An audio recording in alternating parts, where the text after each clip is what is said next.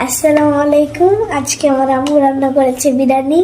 এখানে চিকেন আছে, মানে গরুর গোস, ওইটা এখানে ডিম দিয়ে দিয়েছে। আমার বাচ্চাদের পছন্দের খাবার রান্না করে দিলে তাদের খুশি দেখে মায়েদের আসলে আনন্দের শেষ থাকে না।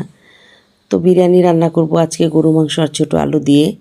আর বিরিয়ানির জন্য আমি মাংসটাকে ম্যারিনেট করে নিচ্ছি।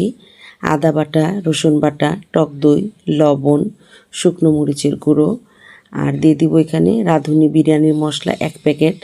2 কেজি মাংসের জন্য আমি 1 প্যাকেট মশলা দেব, কারণ এখানে আমি বাদাম বাটা ব্যবহার করব। 3 আইটেমের বাদাম আমি বেটে নিয়েছি, কাজু বাদাম, পেস্তা বাদাম আর চীনা বাদাম। তো সব উপকরণ একসঙ্গে আমি খুব ভালো করে মেখে নেব। আর মাংসটাকে মেখে রেখে আমি পাতিলে পরিমাণ মতো তেল দিয়ে দিব। আর তেলে আমি দিয়ে দিব পরিমাণ মতো পেঁয়াজ। পেঁয়াজটা যখন ভাজা হয়ে যাবে তখন আমি ম্যারিনেট করা মাংসটা ঢেলে দেব। মাংসটা যেহেতু সব মশলা দিয়ে মাখিয়ে রাখা হয়েছে, তো রান্না করতে বেশিক্ষণ সময় লাগবে না।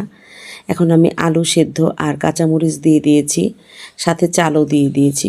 সব একসঙ্গে ভালো করে খুব কষিয়ে নেব। তারপর পরিমাণ মতো পানি দিয়ে দিব। কয়েকদিন যাবৎ ছেলে বলছিল, মা একটু বিরিয়ানি রান্না করো। তো আমার তো গরু মাংস, ছোটো আলু আর মটরশুঁটির এই বিরিয়ানি খুব পছন্দ, তাই আজকে মজার একটা বিরিয়ানি বানিয়ে ফেললাম। আসসালামু আলাইকুম। আজকে আমার আম্মু বিরিয়ানি রান্না করেছে, এটা অনেক মজা হয়েছে। ভিডিওটি কেমন লাগলো অবশ্যই জানাবেন। আজকের মতো এখানে বিদায় নিচ্ছি। আল্লাহ হাফিজ।